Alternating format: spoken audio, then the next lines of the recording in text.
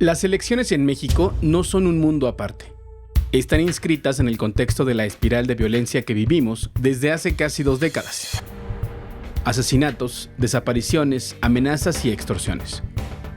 Intentamos escribir aquí un párrafo con un caso y que no se desactualice, pero es imposible, porque desde el momento en que decidimos que este sería el tema del semanario, ha habido por lo menos 3 asesinatos de aspirantes a un cargo de elección popular.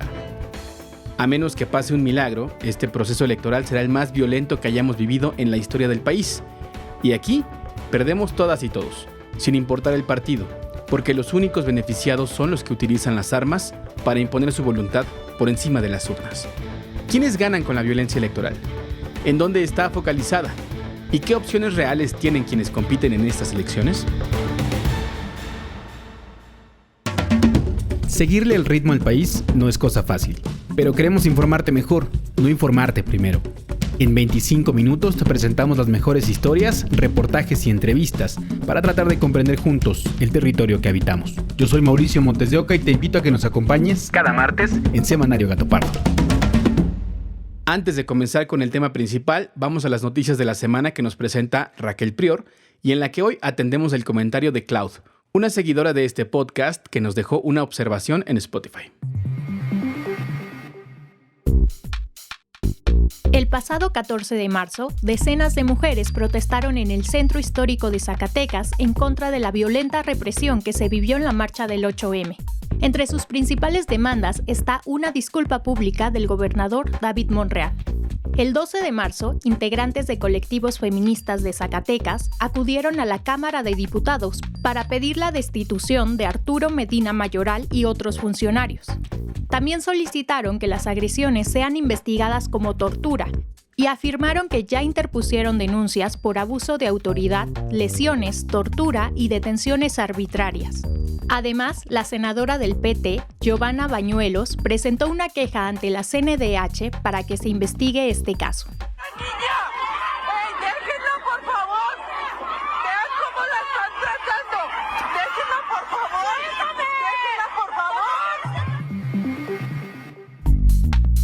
En otras noticias, también este 14 de marzo, la gobernadora de Guerrero, Evelyn Salgado, anunció que Sandra Valdovinos sería removida como titular de la Fiscalía General del Estado. Esto después de que presuntamente policías asesinaran al normalista Yanqui Cotán Gómez Peralta. El general brigadier Rolando Solano Rivera renunció a su cargo como secretario de Seguridad Pública de Guerrero.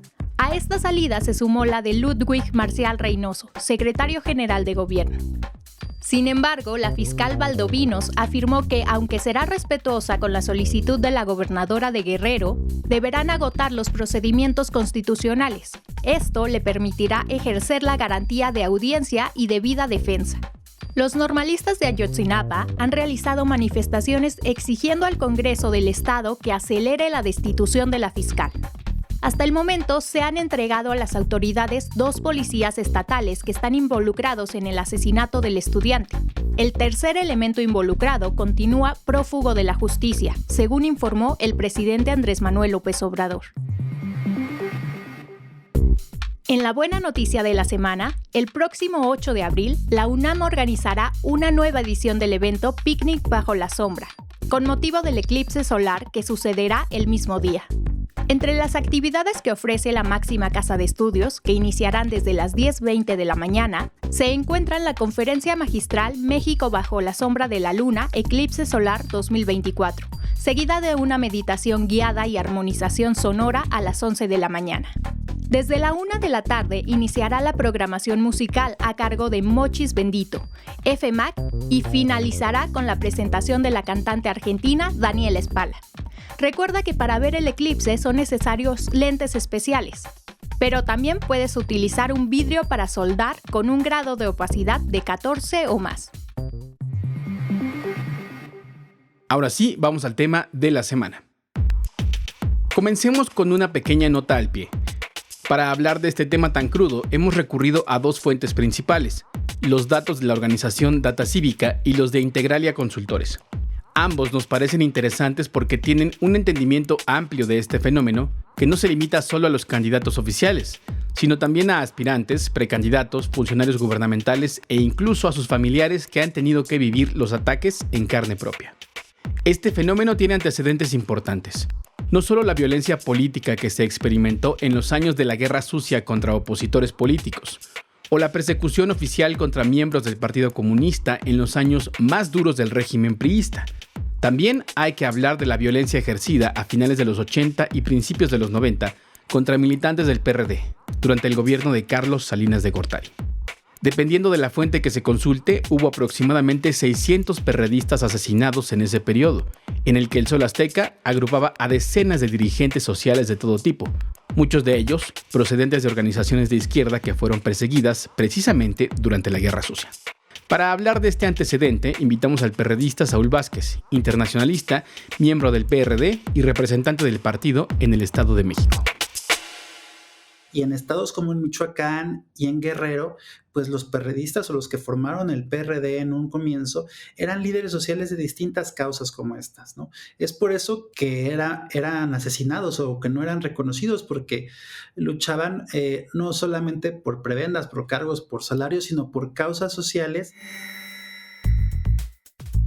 Recordemos que el sexenio de Salinas fue particularmente duro en materia de violencia política, pues fue en ese periodo cuando asesinaron a Luis Donaldo Colosio, candidato del PRI a la presidencia, y José Francisco Ruiz Massieu, secretario general del partido. Y quizás no es una cosa tan atípica si pensamos que el PRI se formó luego de varios magnicidios que sucedieron después de la Revolución Mexicana. Veníamos de un proceso de 10, 15 años, primero con la formación del PSUM, que fue la evolución del Partido Comunista Mexicano al Partido Socialista Unificado de México, donde miles de compañeros que venían de la lucha armada o de los movimientos sociales decidieron entrar a la política electoral. Me comentabas tú de esta teoría, de esta versión de que no eran tanto perredistas, sino líderes sociales.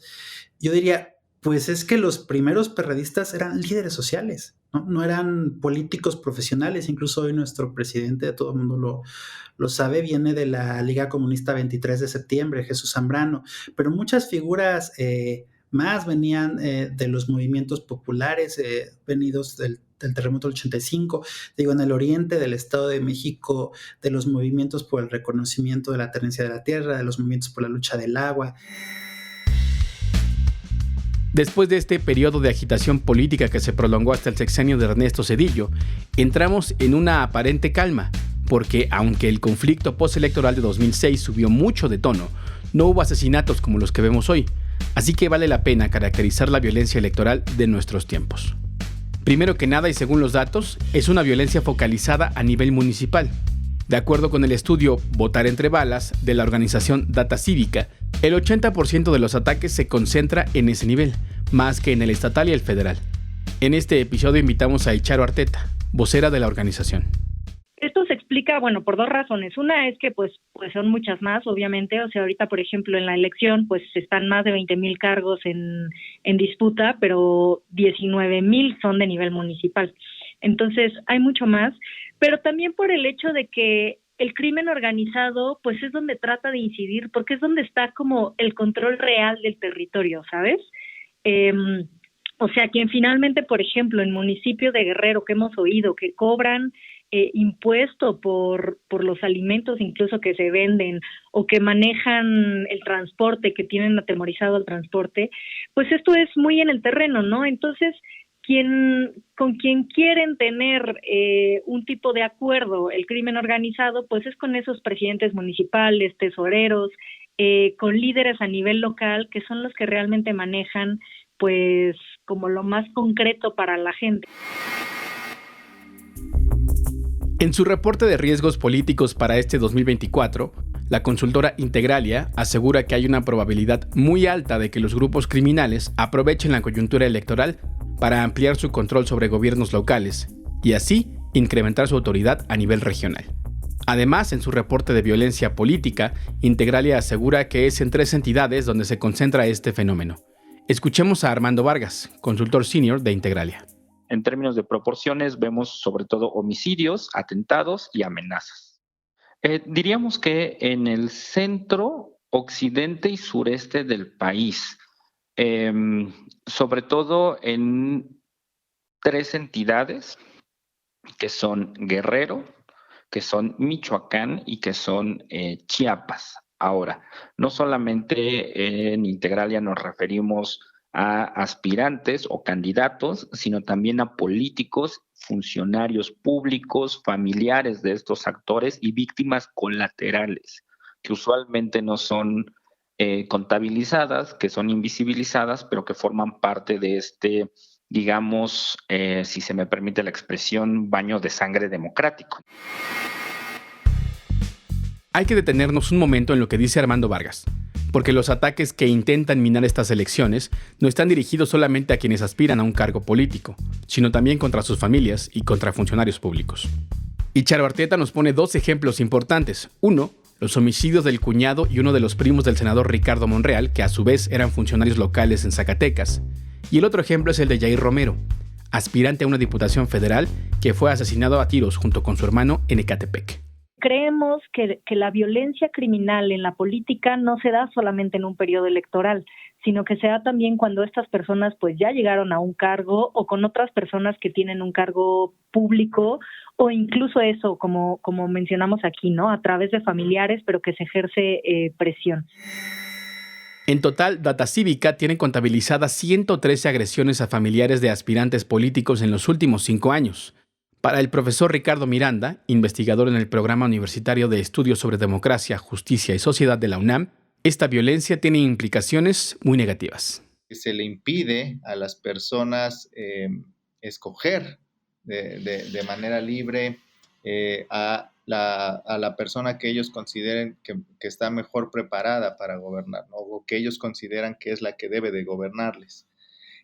Pues un asesinato de una persona candidata implica, pues, desde luego que esa persona no podrá estar en la boleta electoral. Y pues esto implica que las personas pues tengan un desencanto, ¿no?, con la democracia, implica una desconfianza mayor en las instituciones públicas, implica que las personas pues simplemente sigan viendo al gobierno, a las instituciones públicas como pues instituciones que no son capaces de salvaguardar la seguridad ni siquiera de las propias personas candidatas a gobernar.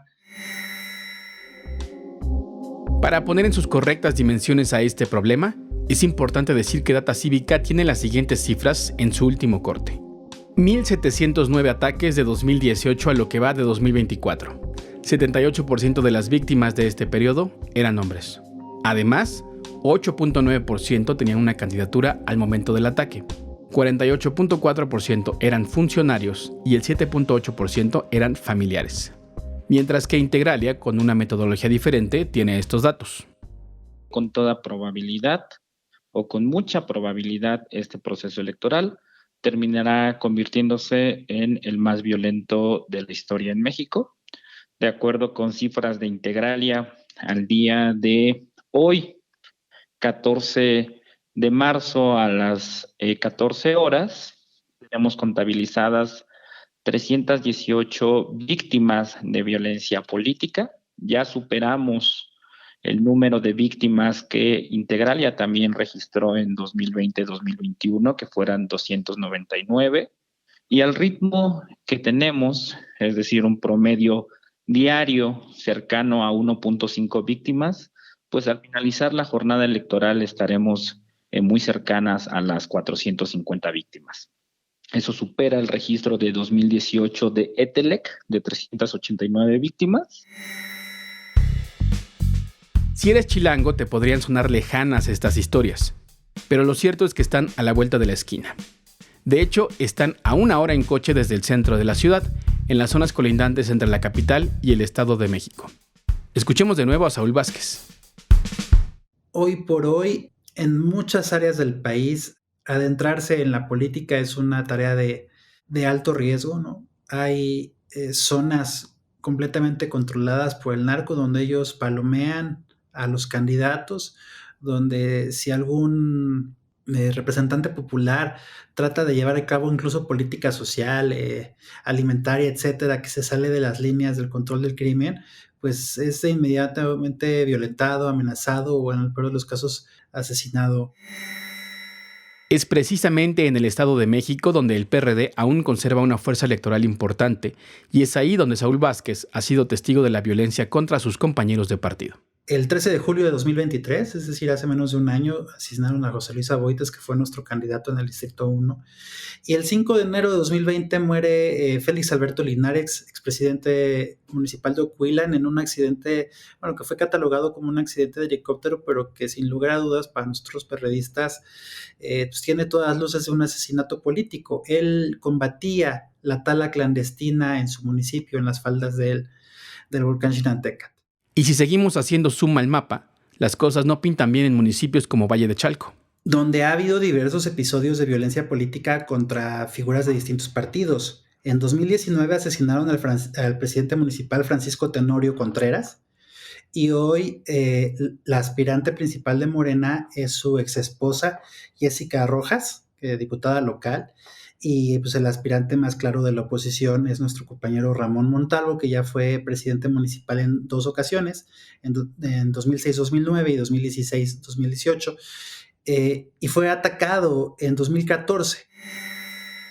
La consejera del Instituto Electoral del Estado de México, Karina Baquera, reconoce que hay un panorama complicado para organizar estos comicios en la entidad. También la autoridad electoral ha tenido retos importantes ahí para poder tener integración de las vocalías, que son estos órganos que llevan a pie de tierra, es decir, a ras de tierra, pues todos los trabajos de la organización de una elección. Entonces, el reto que tiene el Instituto Electoral, bueno, pues es en coordinación con el INE poder tener disponibles las casillas el día de la elección. Por supuesto que la ciudadanía pueda ir a votar en total libertad, que se sienta segura, que puede acudir a emitir su voto, el sufragio, y estar en permanente coordinación. Las campañas electorales aún no comienzan en el Estado de México. Los organismos electorales locales son solo eso, y no cuentan con facultades para combatir la inseguridad de sus entornos. Sin embargo, Karina Baquera nos cuenta que hay voluntad política para construir puentes de entendimiento. Afortunadamente hay una mesa que se está llevando a cabo, es la información que nos han dado de la presidencia del Consejo del Instituto Electoral del Estado de México, que ha estado siempre en permanente contacto con lo que son los órganos de la seguridad del Estado. Sin embargo, por supuesto que las mujeres y los hombres que se dedican a la política en ciertas zonas del Estado, para nadie es algo desconocido que pues la parte sur del Estado es una situación en la que a veces se encuentran con ciertas circunstancias que les impiden ejercer estos derechos político-electorales. Ante un panorama como este en las regiones más conflictivas del país, el gobierno federal ha ofrecido protección a aspirantes políticos.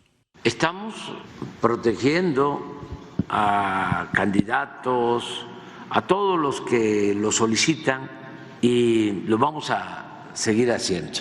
Hay elementos de la Guardia Nacional y también de la Secretaría de la Defensa, protegiendo candidatos, y quien lo solicita y lo requiere, se le brinda protección. Es nuestra responsabilidad hacerlo. Y a pesar de este ofrecimiento del presidente López Obrador, menos del 1% de los aspirantes a un cargo público ha solicitado esta protección, según lo que ha informado la secretaria de Seguridad Ciudadana, Rosa Isela Rodríguez. Actualmente tenemos 23 solicitudes de protección, 3 de quienes compiten a la presidencia de la República. También tenemos 3 solicitudes de candidatos a gobiernos de los estados, 7 de competidores al Senado de la República y 10 de quienes buscan una diputación federal. Paradójicamente, hoy la única opción pacífica que tenemos las y los votantes para hacer frente a la inseguridad es salir a las urnas y apostar en nuestras boletas por quien ofrezca soluciones sensatas a este problema. Si volvemos a los números, hay motivos para ser más o menos optimistas. La cantidad de personas que apoya la democracia como el mejor sistema de gobierno pasó del 61 al 70% en México en los últimos 3 años, según el Latinobarómetro.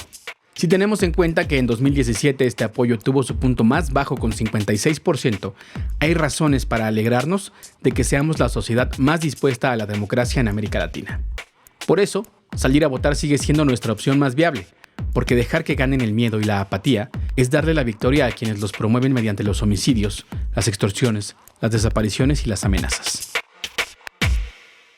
Como cada semana, vamos a la última sección del podcast para hablar de democracia en menos de 5 minutos. Hoy te vamos a contar una historia de diversidad. Yo lo estoy viendo como que han ocurrido una serie de violencias que no deberían haber existido y para las cuales no hay como mecanismos de protección y de defensa.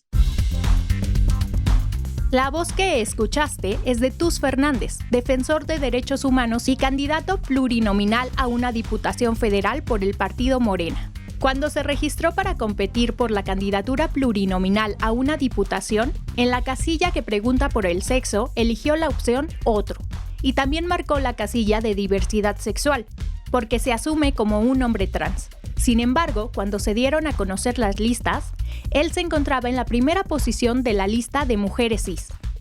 Porque no había una explicación de por qué aparecía yo en esa lista, y tampoco había como una certeza de que, de que fuera una decisión razonada de la Comisión Nacional de Elecciones y que por lo tanto yo tuviera la certeza de que esa candidatura no se iba a impugnar, ¿no?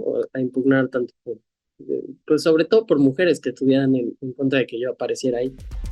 Para esa misma noche ya había sido desplazado hasta la posición 22 y reclamó que no se consideró que pertenece a un grupo de atención prioritaria como parte de las acciones afirmativas. A lo que nos referimos con acción afirmativa son a políticas que lo que pretenden es decir, una intervención del Estado que pretende en un corto tiempo reducir o disminuir los efectos de la histórica discriminación o subrepresentación de los grupos que están en situación de vulnerabilidad. Entonces, lo que se espera con estas acciones afirmativas es que si la igualdad sustantiva en la población iba a tardar, 10, 20, 100 años, que con estas políticas el tiempo se reduzca muchísimo más. Esta es la voz de la investigadora del Instituto Belisario Domínguez del Senado de la República, Lorena Vázquez Correa, quien nos explicó que las acciones afirmativas se aplican a 5 grupos de personas: indígenas, afromexicanas, con discapacidad, diversidad sexual y migrantes residentes en el extranjero. Además, en un grupo de WhatsApp fueron filtrados los documentos de identidad de Tus y luego recibió una amenaza.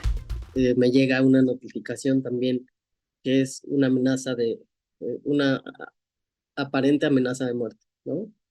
Que decía más o menos como vas a alcanzar a la magistrade. Ya varios días después intento solicitar al INE medidas cautelares por la amenaza.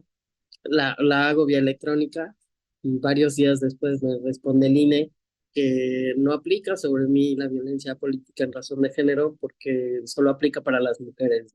La investigadora Lorena Vázquez nos presenta una perspectiva crítica de la normatividad actual del INE. Este marco normativo específico de violencia política no protege a personas no binarias y a hombres tampoco. Que sí existe violencia política, sí. Que sí existe violencia contra personas no binarias, por supuesto que sí. Que la violencia digital es el ámbito donde más se está registrando violencia en el contexto de las elecciones, también, totalmente.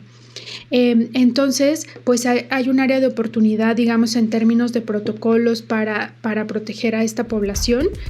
Aunque Tus Fernández acudió a la Fiscalía de Puebla para presentar una denuncia por la filtración de sus datos personales, las autoridades les respondieron que no podían hacer nada, pese a que el activista ha solicitado a la Comisión Nacional de Elecciones de Morena para ser reubicado en las listas, no ha recibido respuesta. Esta cápsula fue patrocinada por Open Society Foundations. Gracias por escucharnos. Te invitamos a que te suscribas y califiques este episodio. Este podcast es posible gracias al equipo conformado por Diana Amador, Raquel Prior, el productor Juan José Rodríguez y yo, Mauricio Montes de Oca.